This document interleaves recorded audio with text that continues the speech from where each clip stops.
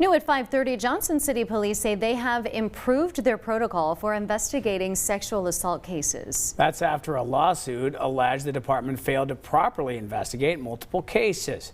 News Channel 11's Jeff Keeling sat down with the city's police chief to talk about the changes. Jeff? Yeah, JCPD has taken a lot of heat as Sean Williams-related lawsuits and criminal cases have now lasted well over 3 years. In our first in-depth interview with JCPD on the subject, the department's chief acknowledged the weight of it all. The amount of training that was not being conducted then compared to now, the department and the city fell short. There should have been more training. And we're in a better place now. We know that. Johnson City Police Chief Eric Doherty is talking about 2022, when a lawsuit alleged JCPD overlooked Sean Williams' sexual assaults.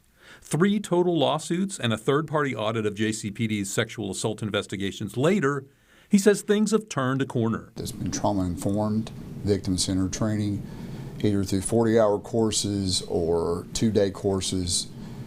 So we're in a good spot with that. But that audit, released in mid-2023, didn't pull punches, finding JCPD's response to sexual assault was challenged based on gender-based stereotypes and bias, but challenged JCPD to ensure improvement in the mechanism of conducting sexual assault investigations and for JCPD to serve as a model for police departments desiring to implement an effective system for responding to sexual assault investigations.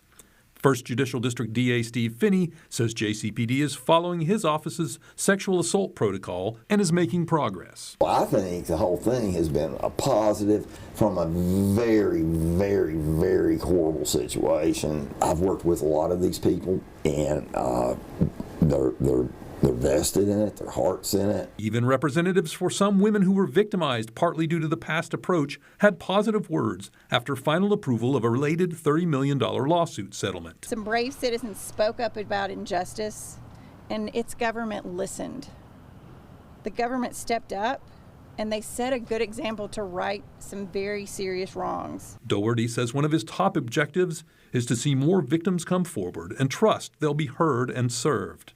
An estimated 2/3 nationally don't. If we do what we're supposed to do, the work the cases the way we're supposed to, I think more people should feel comfortable and hopefully will come forward. In 2025, there were 45 forcible rape complaints in Johnson City, 10 more than the highest year of the audit. And for the next 2 years, those victims' attorneys can audit how JCPD handles many of its sexual assault cases.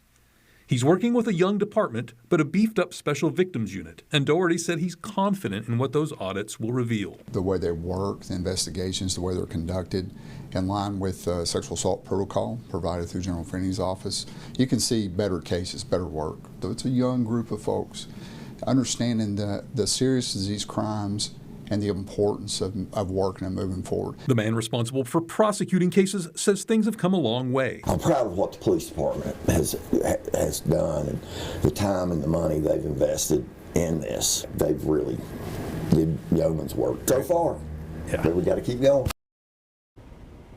Well, I continue talking with victim advocates and others I've met through my reporting on this who have a history of real knowledge about JCPD's work in this area. These aren't people who would sugarcoat things, and for more than a year now, they've generally had very positive assessments of the changes that are underway.